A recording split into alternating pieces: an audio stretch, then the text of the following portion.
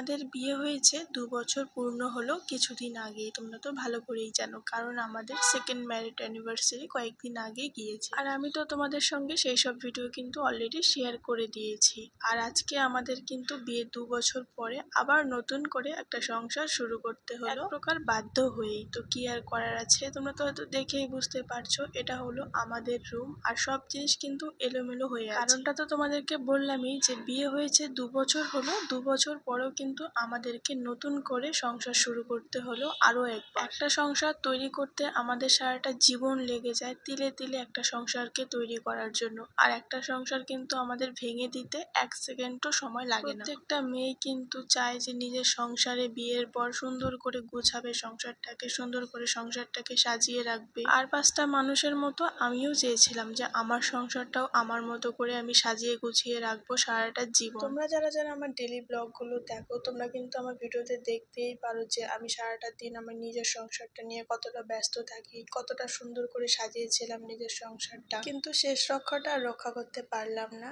সেই আমার সংসারটা আমাকে ফেলে আসতে হলো বাধ্য হয়ে এক প্রকার। ওই যে কথাতেই আছে না, মানুষের নজর খারাপ থাকলে পৃথিবী ওলটপালট হতেও বেশিক্ষণ সময় লাগে না। তো এটাই হলো আমার সংসারের কাহিনী। আমার সাজানো গোছানো সংসারটা মানুষের আর সহ্য হলো না, তাই আমাদেরকে বাধ্য হয়ে এক প্রকার এরকম ডিসিশন নিতেই হলো। কখনো চাইনি আমার জীবনে এরকম একটা দিন আসুক, তারপরেও এসে গেল। আর সত্যি কথা বলতে আমাদের প্রত্যেকের জীবনের কিন্তু এরকমটাই হয়, আমরা যেটা চাই সেটাই আমরা পাই না, আর যেটা আমরা পাই সেটা কখনো আমরা চাই না। নেই কখনো আমার সংসারটা এরকম হোক বা আমার জীবনটা কখনো এরকম হোক, কিন্তু হয়ে গেল, কিছু করার নেই। যেটা হয়েছে সেটা আমাদেরকে মেনে নিতে হবে। তো যাই হোক, অনেক কিছু বলে ফেললাম, তোমরা তো আমার ভিডিওগুলো দেখেই বুঝতে পারছো, তাই আর বেশি কিছু আমি ব্যাখ্যা করে বলছি না। যদি কখনো কোনোদিন সময় হয় বা বলতে হয় তাহলে অবশ্যই তোমাদের সঙ্গে আমি সবটাই শেয়ার করব। তো যাই হোক, যেহেতু নতুন সংসার বুঝতেই পারছো প্রচুর জিনিসের দরকার, সবটা করেছিলাম, বাট আমার আর আজকে কিছুই নেই। যেহেতু নতুন সংসার তাই অনেক জিনিসের প্রয়োজন, তাই টুকিটাকি জিনিসগুলো আমরা কিনতে চলে এসেছি আজকেই। যেহেতু আমরা আজকেই শিফট হয়েছি, যার জন্য কিন্তু আমরা এখনো রান্না বান্নার জন্য তেমন কিছু রেডি করতে পারিনি। তাই মলে গিয়েছিলাম কিছু কেনাকাটা করতে, তো কেনা হয়ে গেছে। তারপরে আমরা একটা হোটেলে ঢুকে খাওয়া দাওয়াটা করে আসলাম রাত্রে। যেহেতু আমাদের এখনো রান্না বান্নার কোনো কিছু রেডি করা হয়নি, তাই আমাদেরকে দুদিন একটু বাইরে অ্যাডজাস্ট করতেই হবে। আর ঘরের অবস্থা তো এলোমেলো হয়ে আছে, তোমরা বুঝতেই পারছো। একটা ঘর সাজিয়েছিলাম ২ বছরে, কিন্তু কখনো মন ভরাতে পারিনি। সবসময় চেয়েছিলাম যে একটু যদি ওরকমটা হতো, একটু যদি আরেকটু ভালো হতো। এরকমটা করতে করতে ২ বছর লেগেছে আমার ঘরটা সাজাতে, তারপরেও কিন্তু আমার এখনো অব্দি মন ভরেনি। ভেবেছিলাম একে ঘরটা আরেকটু চেঞ্জ করতাম বা আরেকটু সাজাতাম, বাট হলো না। যেটা সাজিয়েছিলাম সেটাকেও আমাকে এলোমেলো করে আসতে হলো। কি আর করার আছে, যা হয়েছে তাই আমাদেরকে মেনে নিতে হবে। তো যাই হোক, আমার এটা হলো নতুন রুম, তোমরা দেখতেই পাচ্ছ সব জিনিস এলোমেলো হয়ে আছে। আবার সাজাবো সুন্দর করে শুরু থেকেই, মানে শূন্য থেকে আবার আমরা শুরু করছি। কথাতেই আছে, কিছু পেতে গেলে কিছু হারাতে হয়।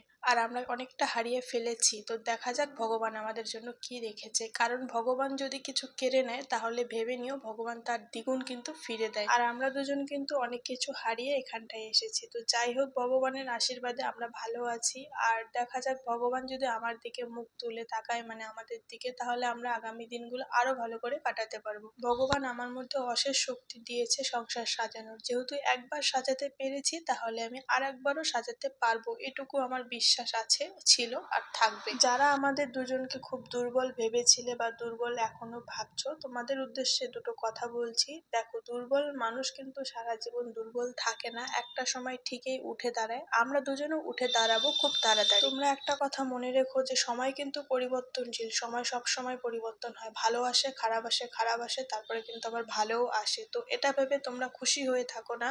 তোমাদের ভালো সময়টা থেকে যাবে আর আমাদের খারাপ সময়টা রয়ে যাবে, এটা কিন্তু একদম ভুল ভাবছো তোমরা। কারণ সময় পরিবর্তনশীল, তোমাদেরকে আমি আবারও বলছি, তোমাদের সময়টাও কিন্তু চিরকাল থাকবে না, আর আমাদের সময়টাও কিন্তু চিরকাল থাকছে না। তো যাই হোক, বেশি কিছু বলবো না, শুধু এটুকু বলবো যে তোমরা যতটুকু ক্ষতি আমাদের করেছো বা যতটুকু আমাদের কষ্ট দিয়েছো, সেইটুকুই যাতে তোমরা ফিরে পাও। দেখবো তখন তোমাদের শক্তি ক্ষমতা, ধৈর্য ক্ষমতা কতটুকু। আর ভগবান যাতে তোমাদেরকে সহ্য ক্ষমতাটা একটু একটু বেশি করে ঢেলে দেয়, কারণ সবার আবার সবকিছু সহ্য করার ক্ষমতা থাকে না। বিশেষ করে যারা মানুষকে কষ্ট দেয় তারা আবার নিজেরাই কষ্ট সহ্য করতে পারে না। কিন্তু কি আর করার আছে, সবকিছুই তো আমাদের জীবনে ফিরে আসে, ভালো ফিরে আসে, খারাপটাও ফিরে আসে। সবটাই হলো কর্মের ফল। কর্ম যেরকম ফল তো সেরকম হবেই, তোমাদেরও ফিরে আসবে এই দিনগুলো। তো যাই হোক, এদিকে নতুন রুমে আমি লেগে পড়েছি কাজে। অনেক কথা তো বললাম কাজ করতে করতেই। আমাকে আমার বর এই কাজটা দিয়ে গেছে, যে এই র্যাকটা সেট করার জন্য বলেছে, যে কিছুক্ষণ পরে চলে আসবে, আমাকে র্যাকটা সেট করতে বলেছে।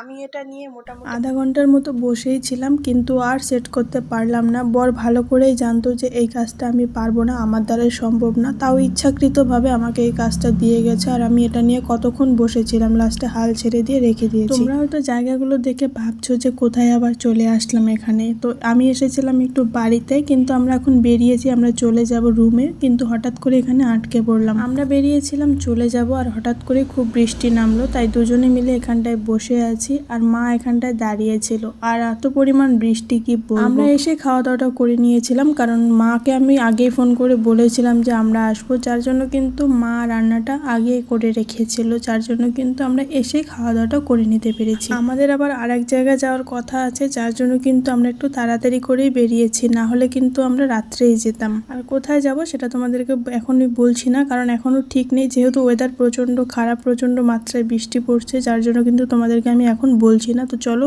আমরা যদি যাই তাহলে তোমাদের সঙ্গে অবশ্যই সেটা শেয়ার করব। তোমরা তো দেখতেই পাচ্ছ বৃষ্টির পর আকাশটা কতটা সুন্দর হয়ে আছে। এখন বৃষ্টিটা কমছে অনেকটাই। তো যাই হোক, এদিকে আকাশটা পুরো অন্ধকার হয়ে আছে, এখনই আবার বৃষ্টি নামবে নামবে ভাব। আমাদের যাওয়ার কথা ছিল একটু বাজারে, তো যার জন্য কিন্তু আমরা একটু তাড়াতাড়ি বেরিয়েছিলাম, কিন্তু হলো না, এখনই বৃষ্টি নামবে। আর বরের একটু কাজ পড়ে গেছে, যার জন্য আমাদেরকে ইমার্জেন্সি যেতে হচ্ছে তাড়াতাড়ি করে। ঢোকার কথা ছিল একটু বাজারে, কয়েকটা জিনিস কিনতাম, তো হলো না সেটা। তো যাই হোক, আমরা এখানটায় চলে এসেছি, আমরা এখন রুমে চলে যাব। তোমাদেরকে তো বললামই যে বরের একটু কাজ পড়ে গেছে, যার জন্য কিন্তু ওকে ইমার্জেন্সি যেতে হবে এখন। তাই আমাকে জিনিসগুলো কালকে আনতে হবে মল থেকে, মানে আমরা যেখানটায় আছি সেখান থেকেই আনতে হবে, না হলে আমি একটু ওই দিক থেকে নিয়ে আসতাম, যেহেতু ওই দিকের রাস্তাঘাটটা আমার চেনা, আমাদের বাড়ি থেকে বেশি একটা দূরে না, আর সবকিছুই চেনা জানা, যার জন্য কিন্তু আমার অনেকটাই সুবিধা হতো। কিন্তু কি আর করার আছে, বরের তো টাইমই হলো না, যার জন্য কিন্তু আমাদের তাড়াতাড়ি করেই আসতে হলো। তো যাই হোক, আজকে ভিডিওটা এখানেই শেষ করছি, দেখা হচ্ছে নেক্সট ভিডিওতে। আপাতত সবাই সুস্থ থেকো, ভালো থেকো, সবাইকে টাটা।